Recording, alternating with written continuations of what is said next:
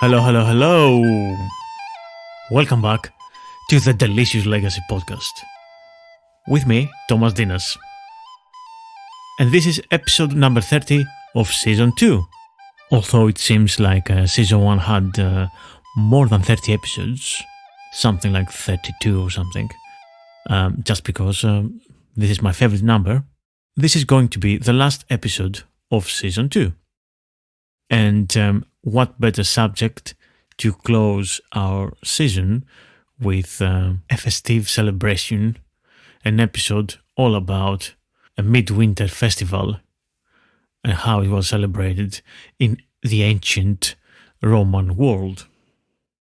Now, I know you love me, and of course I love you too. So please, if you want to give me the perfect Christmas gift, do subscribe on my Patreon page at patreon.com/The Delicious Legacy. And you get early access to the episodes, all ad-free, exclusive videos, and unique recipes from the ancient world, all at your fingertips. What are you waiting for?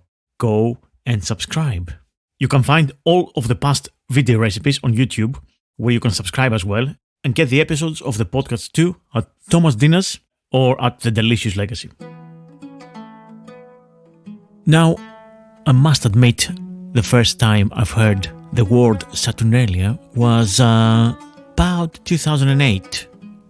It was the title of the album of the Gutter Twins, Mark Lanegan and Greg Julie, their album. And yeah, I've guessed that it sounded a really interesting word and it had to do something with the god Saturn. But I wasn't very sure if it was an actual thing. But many years later, I did December Feast with my good friends Stathis Georgiadis and Christina Christodoulou, and we did an ancient Roman feast based on the Saturnalia festival and celebration in the midwinter. We held a feast for 20 people in a place in East London, and yeah, I'm a lot more familiar with the concept of Saturnalia now, and of course with the foods that the ancient Romans ate at that period. And so I thought I'll give you a little bit of my recipes from that period and some more background information and details of this wonderful pre-Christian midwinter festival. Long before Christmas existed and was celebrated, there was another midwinter festival, Saturnalia. Gaius Valerius Catullus described it as the best of times, an extravaganza of food and drink, an inversion of social roles, an expression of one's self through singing and gambling, and so on. The long history says that it was originating as a farmers' festival dedicated to Saturn, the Roman god of agriculture and the harvest, and it started as one-day celebration, usually December 17th, but evolved and got longer and longer. The Roman dramatist Seneca complained, December used to be a month, now it's a whole year. While we have our Christmas festivals and feasts celebrating the birth of Christ in December, in ancient Rome they had a similar festival that was happening this time of the year, and this was Saturnalia. However, as far as I know, the ancient Greek equivalent to Saturnalia, which was the celebration of god Saturn, was a celebration of god Kronos in ancient Greece, and that was the festival of Chronia. But that wasn't in winter. I'm sure some of you must have heard of this festival before, and Chronia was a summer festival celebrating the god Kronos, and according to Gaius, most of the Greeks, Athens especially, performed rites which are called Chronia. When they celebrate this day, they feast joyfully in country and in city alike, and attend upon their slaves. A custom which, as you will see later on, that might compare to Roman Saturnalia. Food and drink was followed with all sorts of revelries. The revelries of Saturnalia were supposed to reflect the conditions of the lost mythical age. Perhaps not all of them desirable, of course, but nevertheless there, existing and remembered. Saturn was the father of god Jupiter. The golden age was supposed to be in the age of Saturn. Saturnalia was supposed to kind of bring back that age. And Saturnalia saw the inversion of social roles. The wealthy were expected to pay the month's rent for those who couldn't afford it. Masters and slaves expected to swap clothes. People would go around the streets and there was merrymaking and singing songs which some people associate with our modern carols. Although this, as much else from antiquity, is open to debate, of course. The Saturnalia festivities were a normal occasion for this gift-giving. The idea was perhaps originally Greek. It would have reached Rome by way of Hellenistic banquets, inherited in turn from earlier Macedonian and Thracian customs. Martial wrote a whole book of verse couplets, suitable for accompanying apophoreta, presented at the Saturnalia, and another for similar gifts, xenia, made on other occasions. The fruit date was a popular delicacy in ancient Rome, and distributed, for example, at the Domitian's Saturnalia Feast as described by Statius. Saturnalia provided an opportunity for Romans to indulge themselves in excessive eating, drinking, and gambling, which were all traditionally seen as vices. Public events and feasts were widespread, with banquets held in the Temple of Saturn in the Roman Forum. Accounts describe how people could dress smartly and bring with them bread baskets, white napkins, wine, and other elegant eatables. Musical entertainment was provided by foreign slaves, as Statius writes. In one group, Lydian ladies clap. Elsewhere are cymbals and jingling gaities. Elsewhere again, troop of Syrians make din. Later, as we moved from the Roman Republic to the Empire, the 25th of December had a great significance as the Dies Natalis Solis Invicti, or the birthday of the unconquered sun, celebrating the cult of the sun god Sol, a festival which was later associated with the birth of Christ. The first evidence for the date of 25th of December, according to Professor Kevin Butcher of the University of Warwick's Department of Classics and Ancient History, is in a Roman calendar of 354 AD, where it is noted that this is also the day of the birthday of the unconquered sun. This date in late antiquity comes only around a century before the fall of the Western Roman Empire, in the late 5th century. So how this day came to be considered for the Christians the day of Nativity is unknown, but Professor Butcher says it is possible that the Emperor Constantine had some influence, since before his conversion to Christianity he was a keen devotee of the unconquered sun, a god who is commonly depicted in his coins. And we've touched on that subject a little bit in our Easter special episode. One poem of Statius recounts the spectacle of a Saturnalian feast in the Colosseum under the Emperor Domitian, an emperor who reigned from 81 to 96 AD. This December was wine-soaked, and the tipsy feast was accompanied by amusing pranks. Among the theatrics on offer were virtuoso combats between women and dwarfs, during which both sides would deal wounds and mingle fists and threaten one another with death. During the imperial period, there are references to a king of Saturnalia, whose ridiculous demands had to be obeyed by other guests. Lucian, who was born around the year 125 AD, was a satirist and gives the examples of singing stark naked and being pushed headfirst into cold water with a vase full of soot. Perhaps a long-lost echo of today's Christmas pantomimes. So, the illustrated Christian manuscript of 354 AD, called the Calendar of Philocalus, offers a personification of December, which illustrates several aspects of Saturnalia.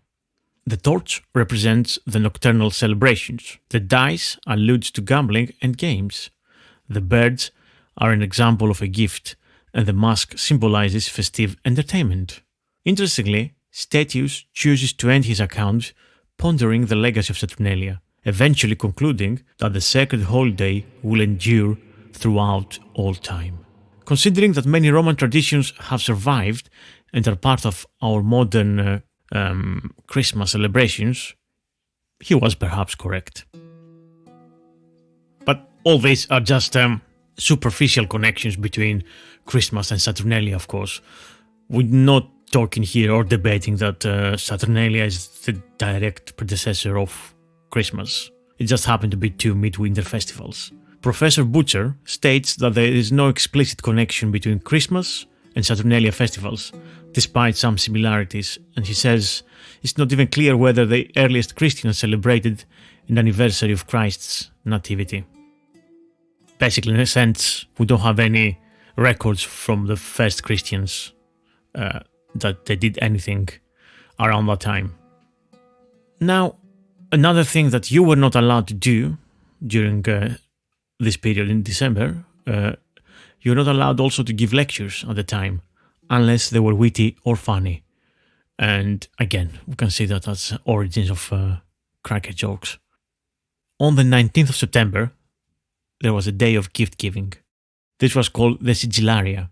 Because gifts of value would mark social status, and that would be contrary to the spirit of the season, these were often pottery or wax figurines, called Sigillaria, made especially for the day. And it was candles or gag gifts of which Augustus was particularly fond. Children received toys as gifts. And generally, Saturnalia reflects the contradictory nature of the deity Saturn himself. There are joyful and utopian aspects of careless well-being, side by side with disquieting elements of threat and danger. As a deity of agricultural bounty, Saturn embodied prosperity and wealth in general. Now, ancient civilizations, they had their New Year festivals and the midwinter festivals, and a lot of the time those two coincided. So, for example, in ancient Mesopotamia, there was a festival of Zagmuk, which literally means beginning of the year, and celebrates the new year, basically.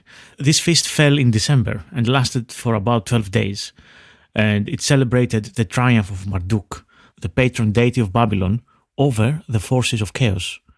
So the battle between chaos and Marduk lasts 12 days, according to the myths, to the mythology of the Mesopotamians, and so does the festival of Zagmuk. In Uruk, the festival was associated with the god An, the Sumerian god of the night sky.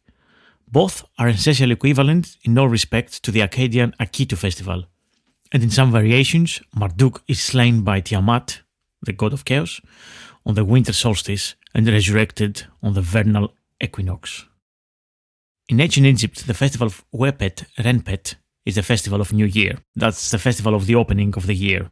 It was celebrated throughout Egypt, and basically the festival moved annually as it depended on the flooding of the Nile River. So the festival was firmly established before the end of the Old Kingdom, and basically the flooding of the Nile River usually happened in our summertime months, so it wasn't actually a midwinter festival. So this New Year Day celebration in ancient Egypt celebrated the rebirth of god Osiris, but it wasn't a midwinter festival. A festival that actually happened in our December-January, it was the festival of the Djed, and that was held throughout Egypt in the local temples, and basically it was held yearly from the end of the Old Kingdom in the period between the sowing of the fields and the harvest, and when the harvest would begin. Usually that was from the 13th to the 30th day of the month Koyak, which was falling between our months December and January sometime. So this is kind of the equivalent of midwinter festival for ancient Egyptian people. On the 25th day of Koyak, there was a poem being performed, Lamentations of Isis and Nephthys, and which was describing the search for Osiris. In Abydos is the main temple to host the festival and is a cult center of Osiris. But reenactments were happening all across Egypt. And then there were offerings of foods and drinks, and there was dancing of singing men and women. And I'll be back with recipes from Saturnalia after this short break.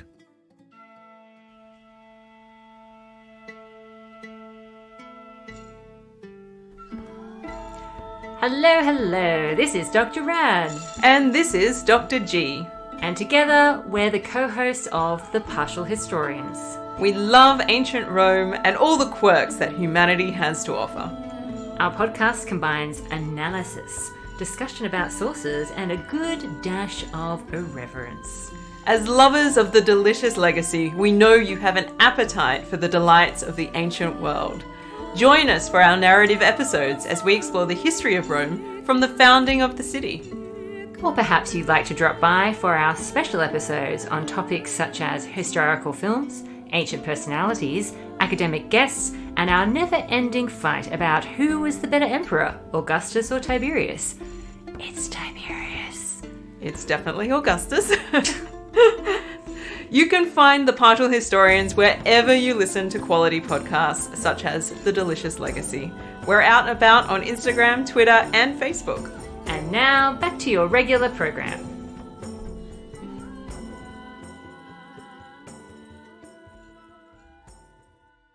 Today's episode is brought to you with the welcome support of Malbin Greek, UK's leading Greek delicatessen supplier and distributor of premium Greek produce. If you're longing for Greek Christmas, why don't you get your celebratory kourabiedes and melomakarona from Malbin and Greek? Malbin Greek has delicious Christmas hampers with kourabies, with melomakarona, Greek olive oils and alcohol and chocolates and other sweets to make your Christmas as Greek as possible. Whatever your needs, Malbin Greek has you covered. You can shop online and have the divine and delicious goods delivered to your doorstep across the UK, or you can visit the shop at Arch 17 Apollo Business Park, Lucy Way, SC16 4ET, Bermondsey, London. Malbin Greek, the one-stop shop for your Greek fix. And for you dear listeners, there's a fantastic discount of 15% if you use online the discount code DELICIOUS. And inspired by Saturnalia, I have a feast for our communal and festive table. So I want to describe to you a bunch of dishes from the length and depth of the Roman Empire and across the centuries. And all these dishes are kind of big and bold celebratory dishes, and I want to make a feast that will reflect this triumphant character of mid-winter festivals. So on our festive dinner we'll have, first of all, conditum paradoxum, or as we call it, spiced wine. We'll have a smoked cheese with panis quadratus, the famous bread from Pompeii, and some fig chutney. We'll make an olive relish in the style of Philoxenus, and I've got this recipe on my YouTube channel. We'll have Roman deviled eggs. We'll have Roman beef meatballs or burgers, baked ham in pastry with figs from the Book of Apicius, deep fried honey fritters, and peaches in cumin sauce. For the beef burgers, or beef fagots would be another good description of them, we can say that these were the closest thing to a burger in Roman recipes. The meat of choice, normally beef, could be lamb as well, is pounded in a mortar with a pestle until a smooth paste is formed.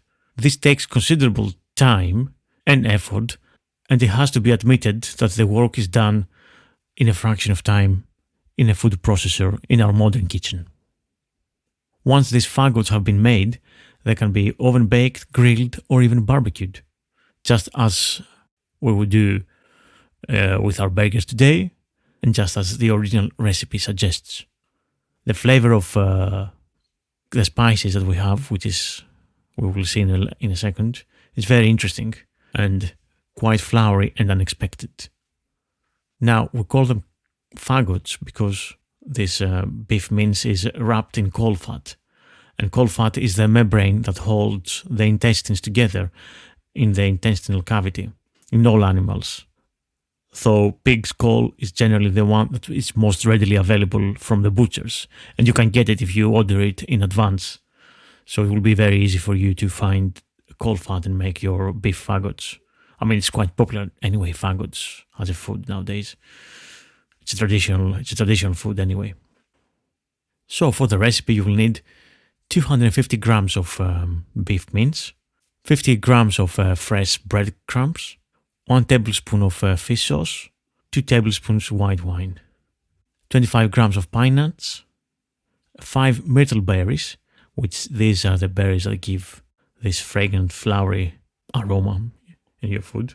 But if you can't find those, get 3 juniper berries, 2 large teaspoons whole black peppercorns, cracked in a mortar, and about 50 grams of caul fat. So place the meat, breadcrumbs, wine and fish sauce in a food processor. Process until the whole mixture has formed into a smooth paste and the mince has lost its structure. Add the pine kernels and peppercorns and pulse briefly to combine them evenly. Transfer now to a bowl. Open up each individual piece of caul fat to its full extent. Take a lump of the mixture and form it into a small ball about the size of an egg. Lay it on the edge of the sheet of fat and cut a circle around it twice as big as the ball. Take up the ball with its fat and pull a stretch of the fat to cover the ball. Place it down on the bench and flatten it out. Ensure the minimum amount of fat is used for each ball and do not fold over the excess, but cut it off. Grill or roast in a hot oven or barbecue until well done, brown and crisp. Now off to our baked ham in pastry with figs from the Apicius Book of Recipes. That's a very simple dish as well, but very fancy in terms of, I think it's very Christmassy because it uses baked ham or gammon and pastry and figs and all things that reminds us a little bit of Christmas. So yeah, there's no fish sauce or a long list of spices. So basically, yeah, we have the gammon or the smoked ham, which is boiled with figs and bay leaves, and then it's smothered in honey, then wrapped in a simple pastry and baked. So this way the meat finishes cooking in its case while retaining its juices and also caramelizes with the honey.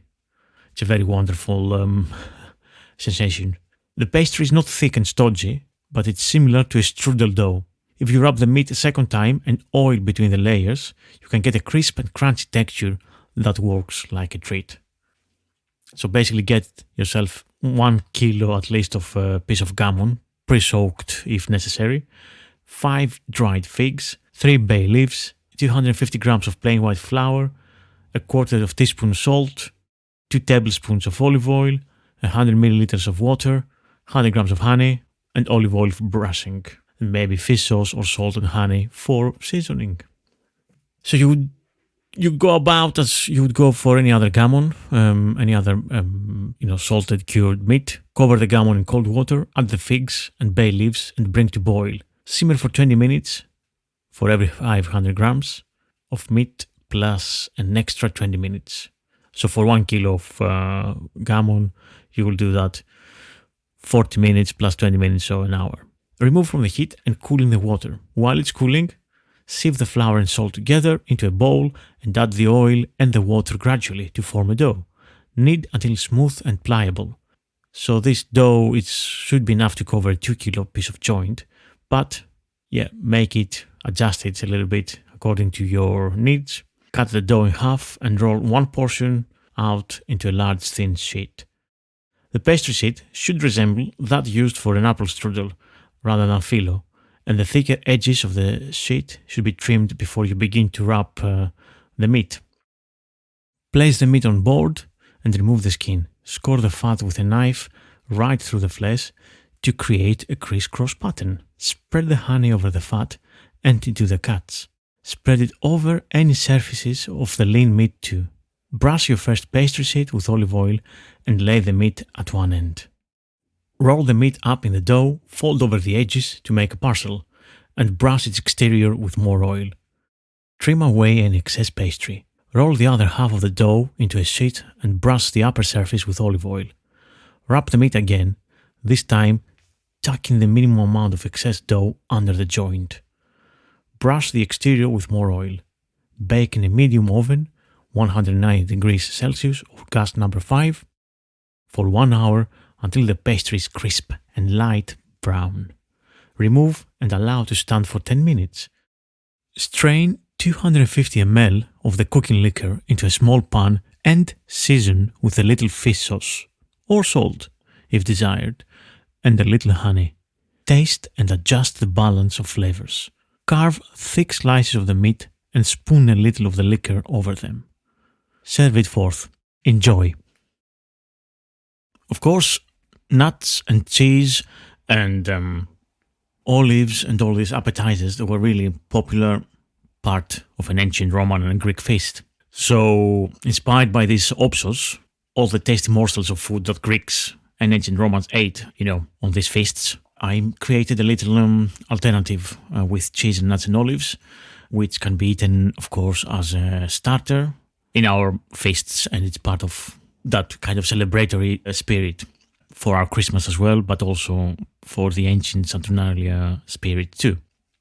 So it's kind of a cheese roll with it's a cheese roll basically. So I'm making like a mix of crumbled feta and some softer type of cheeses like Mizithra.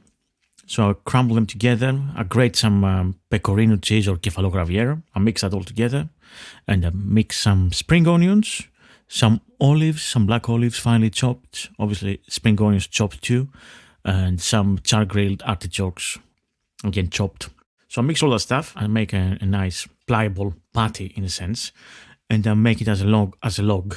I create a longish log, and I put it in the fridge to solidify a little bit. And in the meantime, I get some almonds, which are smoked, or you can buy smoked almonds, and I crush them in a pestle mortar, not into a fine powder, but in a more chunky and crunchy mix. Okay, so on my cheese mix, cheese and spring onion and olive mix, I add a little bit of white wine vinegar as well. And then once this is hardened from the fridge temperature cheese log, I roll it on the crunchy smoked almond crust, and I cover it all along. And then, you keep it in the fridge overnight, and then you can serve it sliced in nice chunks, in nice chunky slices the next day with some warm bread or with some nice cheese crackers. And of course, with a nice fig relish or onion relish or onion chutney. And this is another bonus recipe for you guys. Okay, to finish off with my ancient Roman recipes, my festive ancient Roman recipes for you guys, I'm going to conclude with one of the sweet elements of our banquet. And this is going to be peaches in cumin sauce, again from Apicius' book.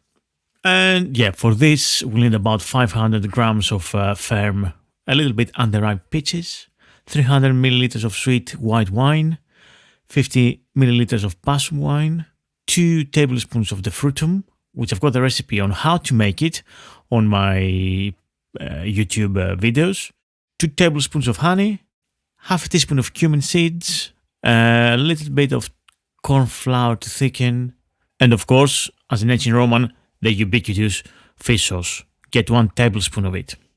So, cut the peaches in half, remove the stone, and then cut them in half again.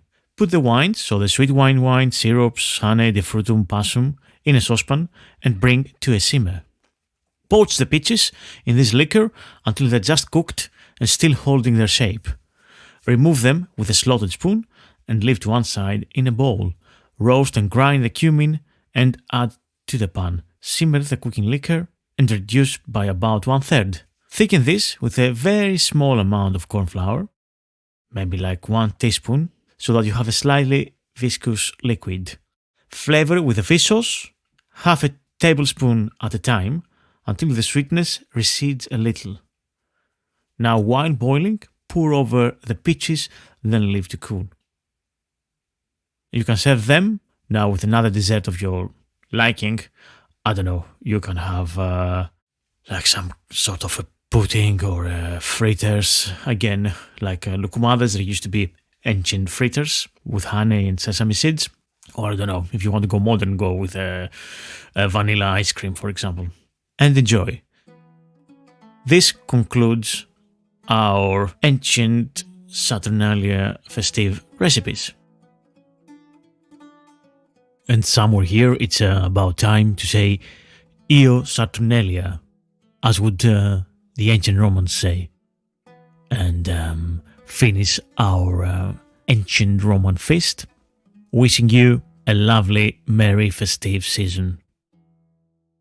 Don't forget to subscribe wherever you get your podcast from, and tell your friends and family to get a bit of the delicious legacy in their lives. If you have a moment, please do drop me a like and a review wherever you get your podcast from, as it helps enormously to signpost new listeners to the podcast. If you want to drop me a line and get in touch with questions or ideas about future episodes or guests for the podcast, please get in touch on Twitter or Instagram or on Patreon. The music theme is written by Pavlos Kapralos and the yummy videos edited by Barry Hoffman. Anyway, I've better let you go. I've been Thom Dinas, and we've just partied like an ancient Roman citizen with our Saturnalia episode. See you next time for more archaeogastronomical adventures.